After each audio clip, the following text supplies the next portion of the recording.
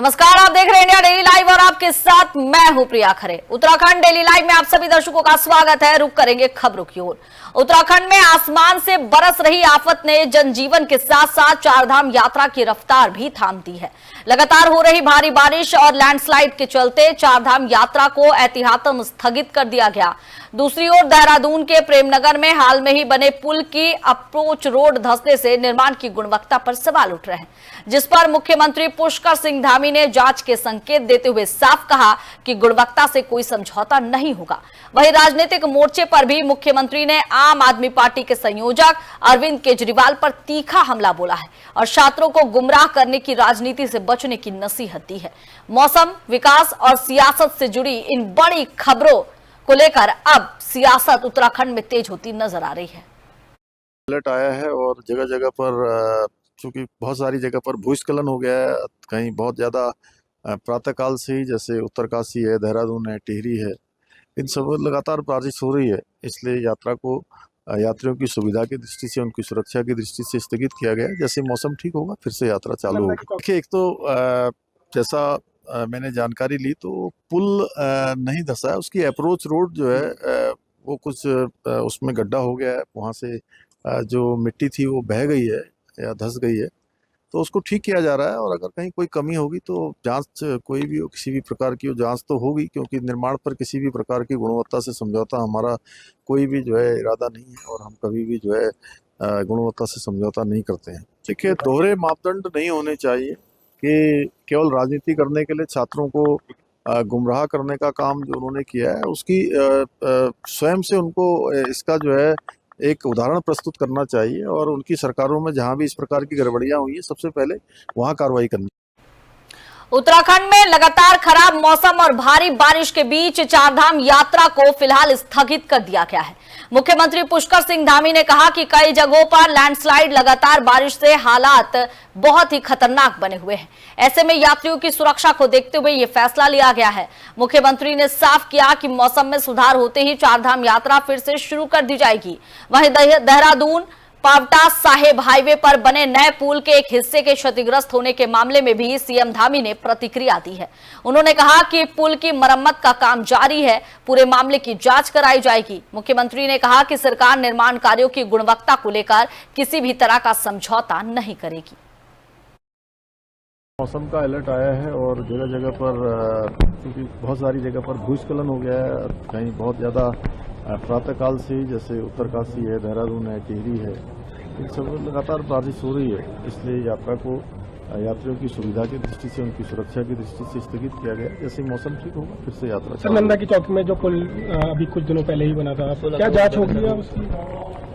देखिए, एक तो जैसा मैंने जानकारी ली तो पुल नहीं धंसा है, उसकी अप्रोच रोड जो है वो कुछ उसमें गड्ढा हो गया है, वहाँ से जो मिट्टी थी वो बह गई है या धंस गई है, तो उसको ठीक किया जा रहा है। और अगर कहीं कोई कमी होगी तो जांच कोई भी हो, किसी भी प्रकार की जांच तो होगी, क्योंकि निर्माण पर किसी भी प्रकार की गुणवत्ता से समझौता हमारा कोई भी जो है इरादा नहीं है और हम कभी भी जो है गुणवत्ता। देहरादून में मुख्यमंत्री पुष्कर सिंह धामी ने स्वच्छ परिवहन को बढ़ावा देने की दिशा में बड़ा कदम उठाया है। मुख्य सेवक सदन में आयोजित कार्यक्रम के दौरान उत्तराखंड स्वच्छ गतिशीलता संक्रमण नीति के तहत पात्र वाहन मालिकों को सब्सिडी और प्रोत्साहन अनुदान वितरित किए गए।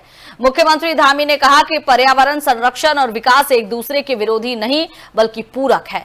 उन्होंने कहा कि उत्तराखंड देश का पहला राज्य है जिसने सकल पर्यावरण उत्पाद यानी जीईपी को लागू किया है। मुख्यमंत्री ने बताया कि स्वच्छ परिवहन नीति 2024 का उद्देश्य सार्वजनिक परिवहन को आधुनिक बनाना, पुराने डीजल वाहनों से होने वाले प्रदूषण को कम करना और सीएनजी और अन्य स्वच्छ ईंधन आधारित परिवहन को बढ़ावा देना है। उन्होंने कहा कि सरकार पर्यावरण को नुकसान पहुंचाए बिना विकास की नई राह तैयार कर रही है। पर्यावरण संरक्षण का सबसे बड़ा संदेश, सबसे बड़ा मॉडल कोई है तो हमारा राज्य है।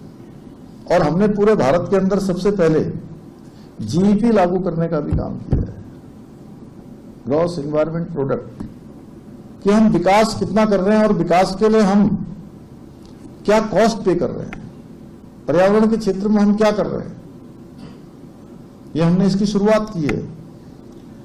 देश और दुनिया में करोड़ों लोग यहाँ शांति प्राप्त करने आते हैं। इसलिए इस पवित्र भूमि में पर्यावरण और यहाँ की आबोहवा इसको सुरक्षित रखना हम सभी का परम कर्तव्य है। हमारा ये दृढ़ विश्वास है। पूर्व मुख्यमंत्री हरीश रावत की सोशल मीडिया पोस्ट से उत्तराखंड की राजनीति में बहुगुना परिवार को लेकर नया विवाद खड़ा हो गया है। कांग्रेस छोड़कर बीजेपी में गए पूर्व मुख्यमंत्री विजय बहुगुणा को लेकर की गई टिप्पणी पर कैबिनेट मंत्री सौरभ बहुगुणा ने तीखी प्रतिक्रिया दी है। सौरभ बहुगुणा ने कहा कि हरीश रावत अब ऐसी स्थिति में नहीं है कि उनकी बातों पर ज्यादा गौर किया जाए। कहा कि हेमवती नंदन बहुगुणा का उत्तराखंड और देश की राजनीति में बड़ा योगदान रहा है और उनके नाम को जो राजनीति आरोप प्रत्यारोप का हिस्सा नहीं बनाया जाना चाहिए। देखिए, मैं हरीश रावत जी को नहीं सुनता हूँ, मैं उनको बहुत ज़्यादा सीरियसली नहीं लेता हूँ। कांग्रेस उनकी खुद की पार्टी उनको सीरियसली नहीं लेती, इस प्रदेश की जनता ने उनको सीरियसली नहीं लिया। एमपी का चुनाव लड़े तो हार गए, मुख्यमंत्री रहते हुए 2 चुनाव एमएलए का लड़े तो वो हार गए। ये दिखाता है कि हरीश रावत जी को जनता ने नकारा है। हरीश रावत जी को उनकी खुद की पार्टी ने नकारा है। वो खुद कहीं ना कहीं रोते रहते हैं कि मुझे महत्व नहीं मिल रहा, मुझे साइड कर दिया गया है, और कहीं ना कहीं पार्टी तोड़ने का काम जो है वो अंदर ही अंदर रह के करते रहते हैं। मैं हरीश रावत जी को ज़्यादा टिप्पणी नहीं करूँगा, सिर्फ इतना कहूँगा कि हेमवती नंदन बहुगुणा, स्वर्गीय हेमवती नंदन बहुगुणा जी का नाम हरीश रावत जी जब लें थोड़ा सा ध्यान से लें, क्योंकि उनको उत्तराखंड की जनता ने और देश की जनता ने हिमालय पुत्र की पदवी दी थी। वो इस देश के नेता थे। उन्होंने हमेशा समाज की सेवा करी है, समाज को आगे बढ़ाने के लिए त्याग दिया है। उनके लिए पद जरूरी नहीं था, उनके लिए हमेशा उनके असूल जरूरी रहे हैं। तो मेरा निवेदन हरीश रावत जी से रहेगा कि उन लोगों पर टिप्पणी करें। पेपर लीक के मामलों पर केंद्र और उत्तराखंड सरकार ने सख्त रुख अपनाने का संकेत दिया है। शिक्षा मंत्री डॉक्टर धन सिंह रावत ने कहा कि युवाओं के भविष्य से खिलवाड़ करने वालों को अब किसी भी कीमत पर बख्शा नहीं जाएगा। उन्होंने बताया कि पेपर लीक रोकने के लिए केंद्र सरकार के कानून में दोषियों के लिए 10 साल तक की सजा, 10 करोड़ रुपए के जुर्माने का प्रावधान किया गया है। वहीं उत्तराखंड में भी नकल और पेपर लीक रोकने के लिए सख्त नकल विरोधी कानून लागू है। शिक्षा मंत्री ने हाल में ही उत्तराखंड तकनीकी विश्वविद्यालय में परीक्षा से पहले प्रश्न पत्र उपलब्ध कराने के मामले का जिक्र करते हुए कहा कि सूचना मिलते ही संबंधित प्रोफेसर के खिलाफ कार्रवाई की गई। उन्होंने स्पष्ट किया कि सरकार पारदर्शी और निष्पक्ष भर्ती और परीक्षा प्रणाली सुनिश्चित करने के लिए प्रतिबद्ध है। देश के युवाओं ने उनसे कोई डिमांड की तो उन्होंने उसको पूरी किया है। और अब आप देख रहे होंगे कि फास्ट ट्रैक कोर्ट का गठन कर दिया गया है प्रधानमंत्री जी के द्वारा। जो भी पेपर लीक में शामिल होगा 10 साल की उसको सज़ा दी जाएगी, 10 करोड़ रुपए का जुर्माना उसको दिया जाएगा, और ये पूरे देश के लिए लागू होता है। और हमने तो अपने प्रदेश में पहले ही अभी तक हमने 33,000 युवाओं को नौकरी दे दी है। हमने अपने प्रदेश में पहले से ही बहुत कड़ा कानून बना रखा है। और आपने देखा होगा कि इन 3.5-4 वर्षों में सर्वाधिक नौकरी अगर किसी सरकार में दी है तो हमारी सरकार ने दी है। और एक निजी कॉलेज में 22 बच्चों का एक प्रोफेसर के द्वारा पेपर जो है बच्चों को पहले दे दिया गया था। तो वहाँ के कुलपति जी ने तुरंत उस प्रोफेसर को जो है पूरे ज़िंदगी भर के लिए डिबार कर दिया है। उस संस्थान ने उस प्रोफेसर को बर्खास्त कर दिया गया है और वहाँ का परीक्षा कंट्रोल। हरिद्वार में आम लोगों की समस्याओं के समाधान को लेकर प्रशासन ने जन सुनवाई कार्यक्रम आयोजित की। जिलाधिकारी मयूर दीक्षित के निर्देश पर हुई इस जन सुनवाई में कुल 56 शिकायतें दर्ज की गई, जिनमें से 32 मामलों का मौके पर ही निस्तारण कर दिया गया। जन सुनवाई के दौरान भूमि विवाद, राशन कार्ड, विद्युत कनेक्शन, पेयजल आपूर्ति, जल निकासी और अतिक्रमण जैसे कई मुद्दे सामने आए। अधिकारियों ने कई शिकायतों का तत्काल समाधान किया, जबकि बाकी मामलों को संबंधित विभागों में जल्द कार्रवाई के लिए भेजा गया है। मुख्य विकास अधिकारी ललित नारायण मिश्र ने अधिकारियों को निर्देश दिए कि सभी शिकायतों का संवेदनशीलता और समयबद्ध तरीके से निस्तारण किया जाए। साथ ही बार बार आने वाली शिकायतों पर विशेष ध्यान देने और जरूरत पड़ने पर मौके पर जाकर निरीक्षण करने के निर्देश दिए गए। प्रशासन ने साफ किया है कि जन समस्याओं के समाधान में किसी भी तरह की लापरवाही बर्दाश्त नहीं की जाएगी। में 56 शिकायतें प्राप्त हुई हैं। इसमें 32 शिकायतों का मौके पर निस्तारण किया गया है। बाकी शिकायतों को संबंधित विभागों को असेसमेंट के लिए और अग्रेतर कार्रवाई के लिए कहा गया है। पोर्टल पे अभी हमारी लगभग 2000 के आसपास शिकायतें मौजूद हैं और विभागों को कहा गया है कि इसको यथाशीघ्र इसका निस्तारण करें और जो शिकायतें 36 डेज से ज़्यादा हैं उनको प्रायोरिटी पर डिसाइड करने के लिए कहा गया। कांवड़ यात्रा के लिए उत्तराखंड में तैयारियां पूरी कर ली गई है और प्रशासन हाई अलर्ट पर है। गढ़वाल मंडल आयुक्त आनंद स्वरूप ने बताया कि यात्रा मार्ग से जुड़े सभी जनपदों में सुरक्षा, यातायात और श्रद्धालुओं की सुविधाओं के व्यापक इंतजाम किए गए हैं। हरिद्वार, ऋषिकेश, नीलकंठ महादेव, मुनिकीरेती और ढालवाला सहित सभी प्रमुख क्षेत्रों में पुलिस और प्रशासन की टीमें पूरी तरह से मुस्तैद है। श्रद्धालुओं को किसी तरह की असुविधा न हो, इसके लिए सुरक्षा व्यवस्था मजबूत की गई है। सभी आवश्यक दिशा निर्देश जारी कर दिए गए हैं।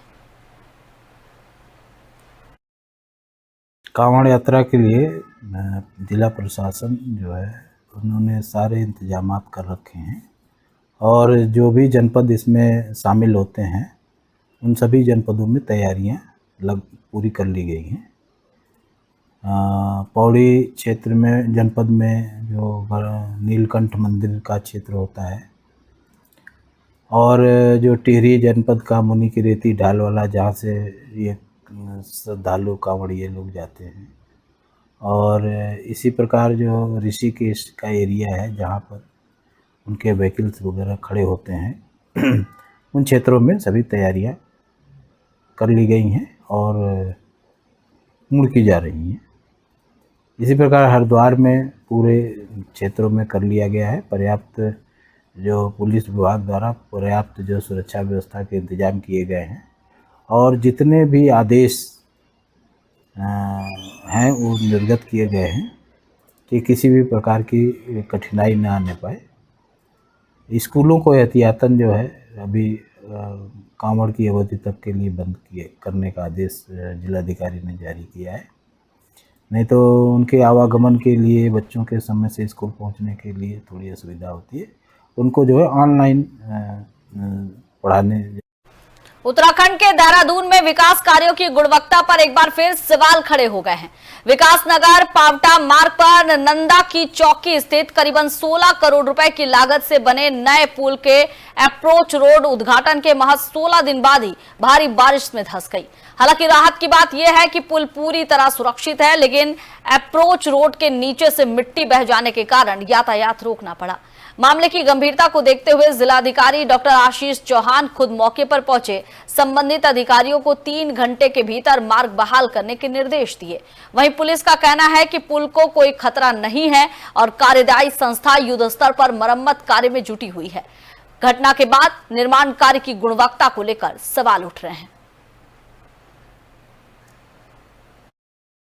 आज दिनांक 28/7/2026 की मॉर्निंग में थाना प्रेमनगर पर सूचना प्राप्त हुई थी कि नंदा की चौकी पर जो नवनिर्मित पुल है वो क्षतिग्रस्त हो गया है, जिससे यातायात बाधित हो रहा है। इस सूचना पर तत्काल मौके पर पहुंचे तो देखा कि पुल पूरी तरह से, जो नवनिर्मित पुल है, पूरी तरह से सुरक्षित है। उससे जो अप्रोच रोड है, अप्रोच रोड क्षतिग्रस्त हुई है, जिसमें कंसर्निंग अथॉरिटी तत्काल मौके पर आ गई है और उनके द्वारा निर्माण कार्य किया जा रहा है।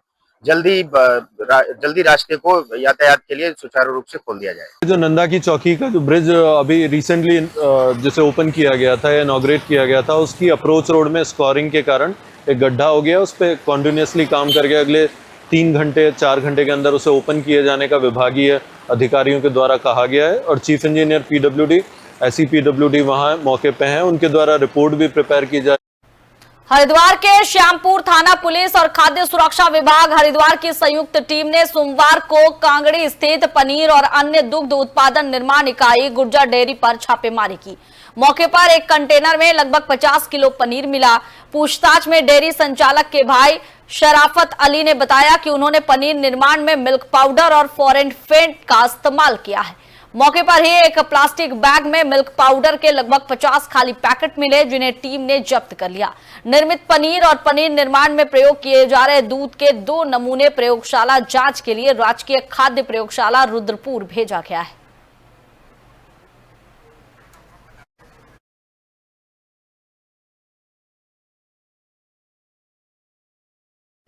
उत्तराखंड में लगातार हो रही भारी बारिश को देखते हुए देहरादून पुलिस पूरी तरह से अलर्ट मोड पर है। एसएसपी देहरादून के निर्देश पर सभी थाना क्षेत्रों में संवेदनशील स्थानों पर पुलिस की विशेष टीमें तैनात की गई है। हालात पर लगातार नजर रखी जा रही है। नदी नालों के बढ़ते जलस्तर को देखते हुए पुलिस लाउड हेलर का इस्तेमाल कर रही है। लोगों को सतर्क रहने के लिए चेतावनी दे रही है। नदी किनारों दूर रहने की सलाह दी जा रही है। वहीं श्रीनगर डैम से पानी छोड़े जाने के बाद ऋषिकेश में गंगा का जलस्तर बढ़ने की आशंका के चलते पुलिस गंगा घाटों पर भी लगातार निगरानी रख रही है। प्रशासन लोगों से अपील कर रहा है कि सुरक्षा निर्देशों का पालन करें, अनावश्यक रूप से नदी नालों के आसपास जाने से बचें।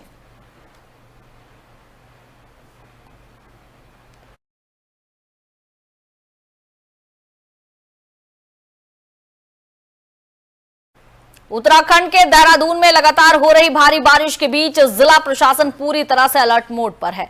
जिलाधिकारी डॉक्टर आशीष चौहान सुबह से ही प्रभावित क्षेत्रों का दौरा कर हालात का जायजा ले रहे हैं।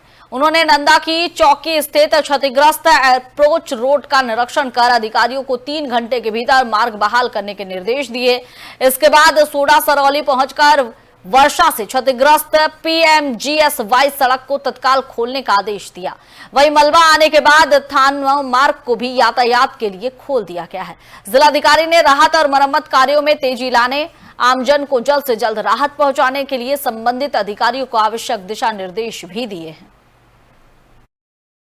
कुछ समय पहले तक की सूचना के हिसाब से 35 सड़कें हमारी बंद थी, उसमें NH को खोल दिया गया और 6 स्टेट हाईवेज बंद थे, उनको वॉर फुटिंग पे खोलने का प्रयास किया जा रहा है और बाकी 28 के आसपास हमारी वैसी सड़कें जो ग्रामीण सड़कें उनको भी रोड ओपनिंग का प्रयास किया जा रहा है। जैसा कि अभी सोडा सिरोली वाला जो मार्ग है PMGSY का 2 जगह वो कट ऑफ हुआ है और उसमें हमारे जो डिपार्टमेंट है इरिगेशन डिपार्टमेंट के थ्रू चैनलाइजेशन का काम भी अभी जल्दी स्टार्ट किया जाना है और UPCL का इलेक्ट्रिसिटी या पावर सप्लाई को रेस्टोर करना और रोड कनेक्टिविटी, इन सारे एस्पेक्ट्स पे काम किया जा रहा है। और मेरे जो भी लाइन डिपार्टमेंट्स हैं वो कंटिन्यूसली नॉर्मल सी रेस्टोर करने के लिए प्रयास कर रहे हैं। उत्तराखंड में मौसम ने एक बार फिर चिंता बढ़ा दी है। 28 और 29 जुलाई को राज्य के कई जिलों में भारी से बहुत भारी बारिश को लेकर मौसम विभाग ने ऑरेंज अलर्ट जारी किया। देहरादून समेत कई जिलों के लिए फ्लैश फ्लड की चेतावनी भी दी गई है। लगातार बारिश के चलते लैंडस्लाइड, चट्टान गिरने, नदी नालों के उफान और जलभराव का खतरा बढ़ गया है। मौसम विभाग ने गरज, चमक और आकाशीय बिजली को लेकर भी विशेष सतर्कता बरतने की सलाह दी है। प्रशासन ने 4 धाम यात्रियों से अनावश्यक यात्रा से बचने, मौसम विभाग की एडवाइजरी का पालन करने की अपील की है। वहीं राज्य और जिला आपदा नियंत्रण केंद्र 24 घंटे अलर्ट मोड पर है और सभी जिलों को राहत और बचाव संसाधन तैयार रखने के निर्देश भी दिए गए हैं।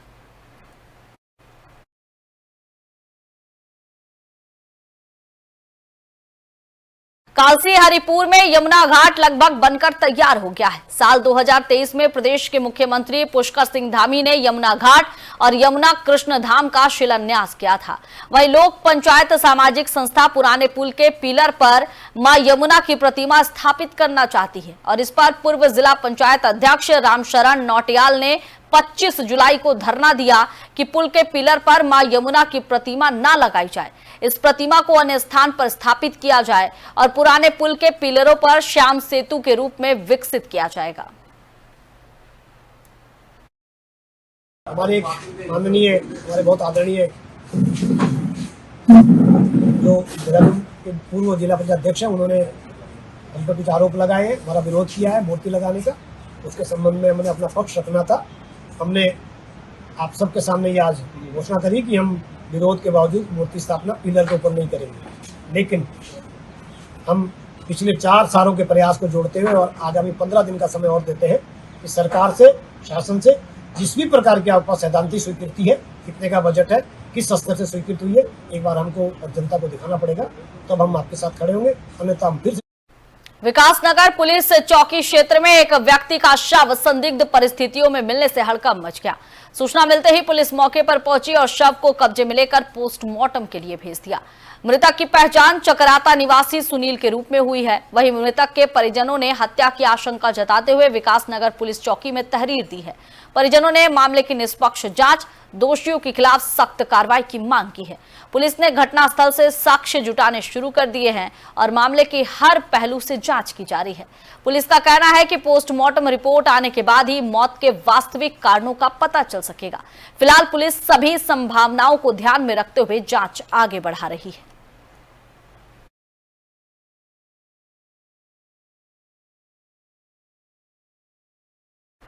हरिद्वार में गुर्जर समुदाय के वन अधिकार दावों को लेकर प्रशासनिक हलचल तेज हो गई है। वन अधिकार अधिनियम 2006 के तहत लंबित दावों पर जिला स्तरीय और उपखंड स्तरीय वन अधिकार समिति की अहम बैठक आयोजित की गई। बैठक में तय किया गया कि पहले SDLC यानी उपखंड स्तरीय समिति सभी दावों पर परीक्षण करेगी और पात्र पाए जाने वाले मामलों को आगे जिला स्तरीय समिति के समक्ष अंतिम निर्णय के लिए रखा जाएगा। वहीं वन गुर्जर समुदाय ने अपने सेटलमेंट को वन ग्राम का दर्जा देने की मांग दोहराई है। संगठन का कहना है कि वर्षों से लंबित दावों का जल्द निस्तारण होना चाहिए। दूसरी ओर वन विभाग ने स्पष्ट किया है कि सभी कार्रवाई नियम और प्रक्रिया के तहत की जाएगी। अब अगली समिति बैठक में जरूरी अभिलेखों के आधार पर वन गुर्जरों के दावों पर आगे की दिशा तय होगी। तो है ये हरिद्वार जनपद के अंदर जो वन गुर्जर है वन क्षेत्र के अंदर उनके द्वारा वन अधिकार अधिनियम के तहत अपने अपने क्षेत्र से जो है दावे किए हुए हैं, जो कि 2-3 साल से विचाराधीन थे। उस पर जो है आज जिला स्तर और उपखंड स्तर समिति द्वारा बैठक की गई और CDO सर के द्वारा जो है निर्देश दिए गए हैं कि इसको पुनः जो है बैठक में लिया जाएगा, क्योंकि जो है 2021 का एक SDLC का आदेश है जिसमें जो है वन गुर्जरों के दावों को सही पाया गया है और संबंधित वन विभाग से जो है मानचित्र की मांग की गई है। उसी को हम लोगों ने कोड किया है और निश्चित रूप से अगली बैठक में इस विषय को क्लियर किया जाएगा। आज वन गुर्जरों के दावों के संबंध में एक बैठक रखी गई थी, जो जिला स्तरीय और उपखंड स्तरीय समितियां इसमें थी। तो वन गुर्जरों के जो भी दावे हैं अपने सेटलमेंट्स को लेकर के, इन पर मीटिंग में यही कंक्लूजन दिया गया कि पहले ये उपखंड स्तरीय समिति जो है इनके दावों का परीक्षण करेगी और उसके बाद इनके दावों के परीक्षण के उपरांत अगर सही पाए जाते हैं तो जिला स्तरीय समिति के समक्ष ये दावे प्रस्तुत किए जाएंगे।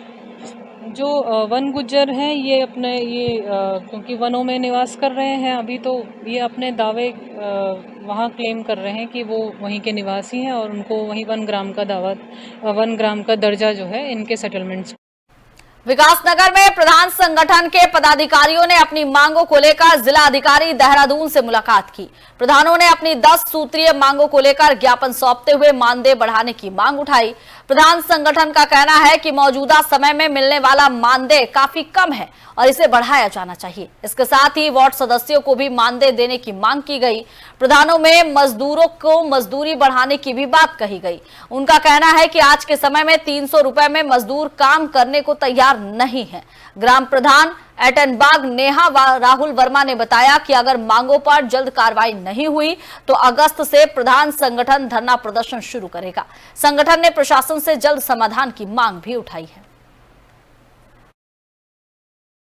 हम कल ही DM साहब से मिले हैं और इसमें हमारी कुछ 10 मुख्य मांगे थी, जिनमें से जो प्रमुख है वो मानदेय को लेकर थी, जिसमें कि प्रधानगण है उन सभी का मानदेय बढ़ाया जाए और साथ ही वार्ड सदस्य जो हैं उनको भी कुछ उचित मानदेय दिया जाए। और जो मुख्य मांग थी जो उसके लिए VB जी राम जी के लिए थी कि उसको आज 1 वर्ष पूरा हो गया है, लेकिन उसके बावजूद भी सरकार जो मजदूर हैं उनका मानदेय। मसूरी और मसूरी देहरादून मार्ग पर लगातार हो रही बारिश ने एक बार फिर जनजीवन प्रभावित कर दिया है। मसूरी देहरादून मार्ग पर पावर हाउस से आगे हनुमान मंदिर के पास भारी लैंडस्लाइड हुआ। पहाड़ी से बड़ी मात्रा में मलबा और बोल्डर सड़क पर गिरने के कारण मार्ग पूरी तरह से बंद हो गए और इससे दोनों ओर वाहनों की लंबी कतारें लग गई। सूचना मिलते ही पुलिस प्रशासन और लोक निर्माण विभाग की टीमें मौके पर पहुंची। जेसीबी की मदद से मलबा हटाने का काम शुरू किया गया।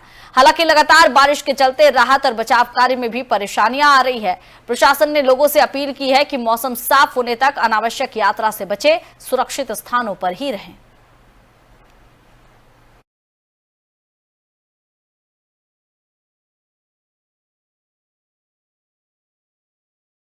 बार फिर तबाही की तस्वीर सामने ला दी है। मसूरी देहरादून मार्ग पर पानी वाले बैंड के पास पहाड़ी से भारी मात्रा में मलबा और बोल्डर गिरने से सड़क किनारे बना एक रेस्टोरेंट पूरी तरह से ध्वस्त हो गया। गनीमत रही कि समय रहते रेस्टोरेंट में मौजूद लोग बाहर निकल आए, जिससे बड़ा हादसा टल गया। बताया जा रहा है कि साल 2025 की आपदा में भी यही रेस्टोरेंट बुरी तरह से क्षतिग्रस्त हुआ था, जिसके बाद मालिक ने दोबारा इसे खड़ा किया था, लेकिन एक बार फिर प्रकृति के कहर ने भारी नुकसान पहुंचाया है। वहीं मसूरी कैंपटी रोड पर राष्ट्रीय राजमार्ग 707 के गश्ती बैंड के पास भी भारी लैंडस्लाइड के चलते यातायात प्रभावित हुआ। लोक निर्माण विभाग की टीम जेसीबी की मदद से मलबा हटाने में जुटी है। प्रशासन ने लोगों से सतर्क रहने, मौसम को देखते हुए यात्रा करने की अपील की है।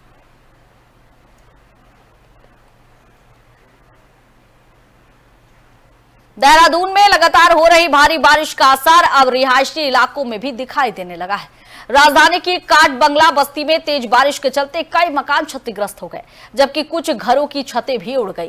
प्रशासन ने प्रभावित परिवारों के लिए अस्थायी ठहरने की व्यवस्था शुरू कर दी है। साथ ही नदियों और नालों के किनारे रहने वाले लोगों से विशेष सतर्कता बरतने की अपील की गई है।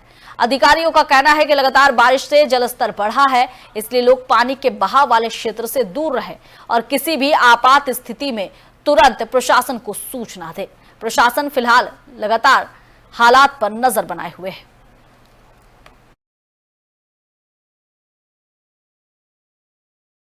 फिलहाल इस बुलेटिन में बस इतना ही। आप देखते रहिए इंडिया डेली लाइव। नमस्कार।